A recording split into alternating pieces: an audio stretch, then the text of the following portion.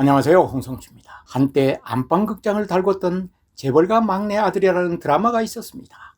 재벌 집안의 보이지 않는 갈등과 이전 투구 양상을 고스란히 노출시켜 시청자들을 사로잡았던 드라마입니다. 2025년 들어 재벌 총수 중에 가장 돋보이는 이는 누가 뭐래도 조정호 메리츠금융 회장일 것입니다. 조 회장은 지난 3월에 국내 주식 부자 1위를 기록해 세계를 놀라게 한 적이 있습니다. 지난 4월 미국이 포브스지는 세계 억만장자 순위에서 삼성 이재용 회장을 누르고 국내 재벌 총수 중 가장 부자로 발표하기도 했습니다. 다른 형제들보다 적은 기업을 물려받아 국내 최대의 부자가 된 사연은 또 다른 의미에서 재계에 시사점을 주고 있다고 하겠습니다.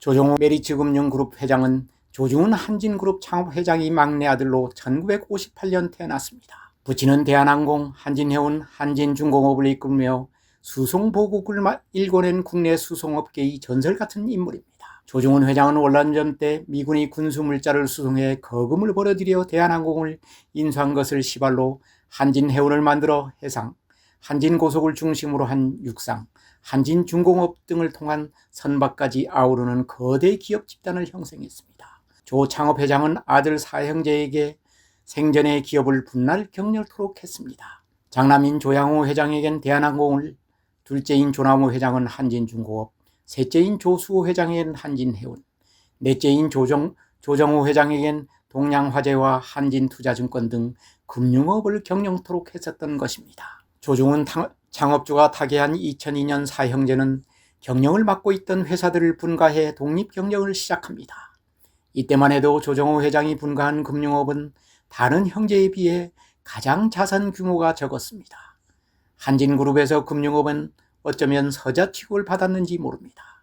부친 생전에 분할 경영을 맡겨 독자 경영을 하도록 했기 때문에 규모가 적었어도 별다른 불만을 표시할 수가 없었습니다.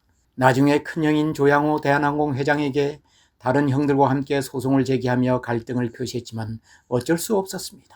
조양호 회장이 2019년 타계하면서 형제 간 갈등도 조금 해소되기는 했습니다.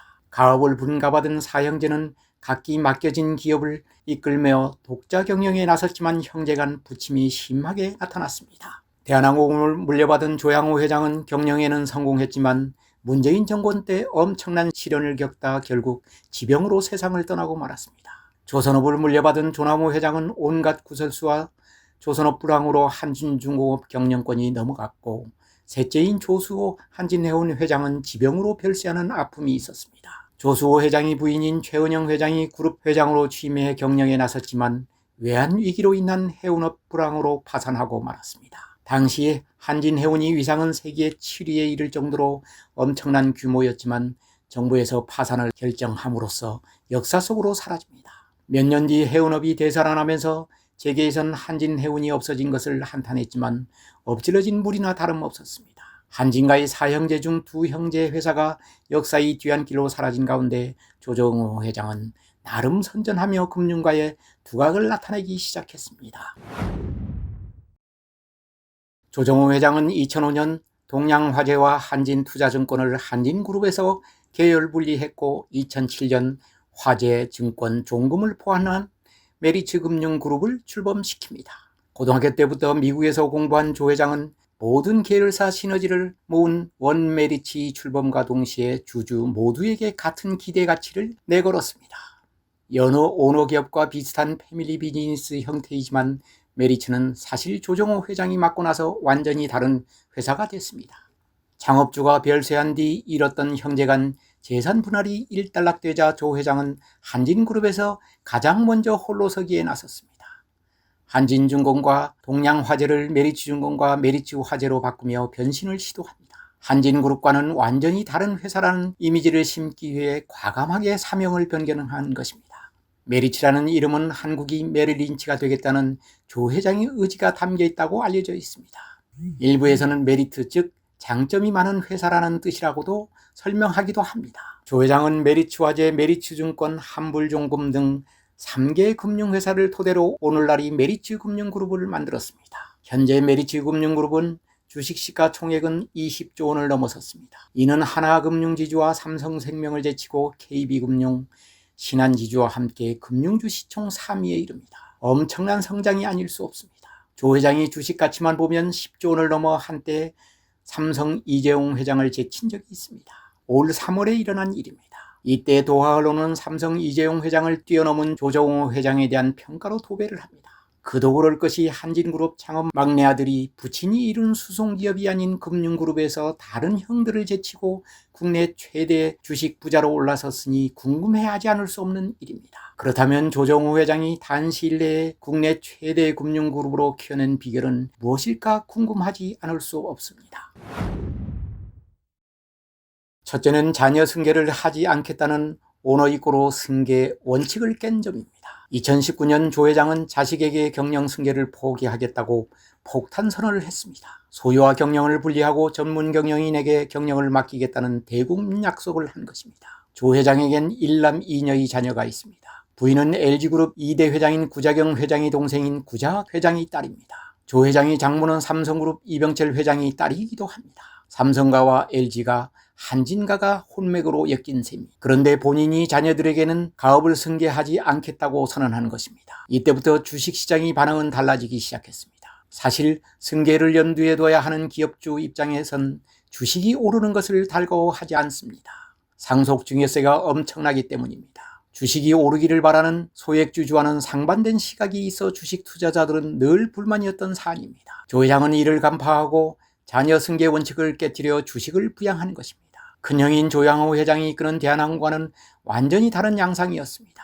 대한항공은 조양호 회장 생전의 장남과 두 딸을 경영에 참여시켜 가업을 승계하도록 했습니다. 조연하에서 개명한 조승현 씨는 이에 반발하여 가업 경영에 탈락했지만 장남인 조원태 회장과 자녀인 조현민 사장은 직접 경영에 나서고 있습니다. 다음으로 전문 경영인 체제와 철저한 성과주의 도입입니다. 조 회장은 회사가 필요로 하는 인재와 몸값 흥정을 하지 않고 연봉은 달라는 대로 주고 업무는 믿고 맡긴다라는 인재관을 갖고 있습니다.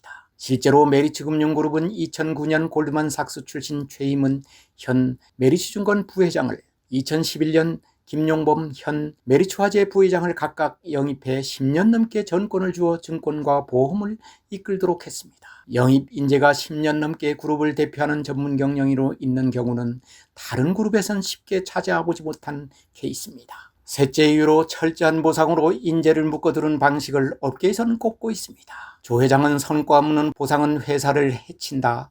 하지만 성과를 내고도 보상을 받지 못하면 유능한 인재는 떠난다라고 강조합니다. 메리츠증권은 성과에 따라 수익이 절반을 인센티브로 되돌려주는 임금 체계를 운영하고 있습니다. 이는 성과가 있는 곳에 파격적으로 보상하라는 조정호 회장의 원칙에 따른 연봉 시스템입니다. 인재를 영입해 오면 연봉은 달라는 대로 주고 업무는 믿고 맡기고 있다고 합니다. 증권업계에서는 억대 연봉이 가장 많은 곳이 메리츠증권이라고 입을 모을 정도입니다.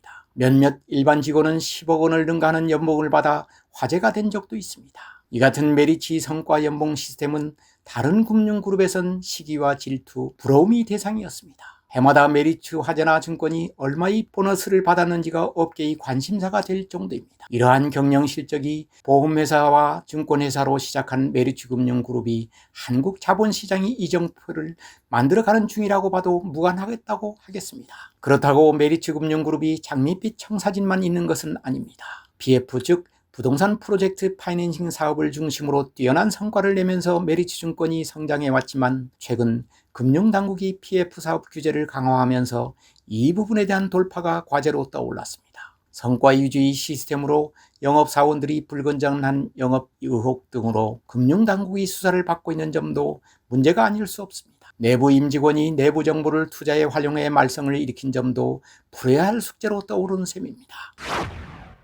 한진가의 막내 아들 조정호 회장은 그룹에서 분리될 때 총자산이 3조 원에 불과한 메리츠금융그룹을 현재 100조 원을 능가하는 거대 금융그룹으로 키운 경영인으로 평가받고 있습니다. 그 비결은 사람과 문화가 전부인 회사로 만든 인재경영 중심이라고 합니다. 가족 승계 원칙을 과감하게 버리고 전문 경영인 체제를 선언한 조 회장의 경영 실험이 한국 기업사의 또 다른 지표가 될지 궁금하지 않을 수 없는 대목이라고 하겠습니다. 경청해 주셔서 감사합니다.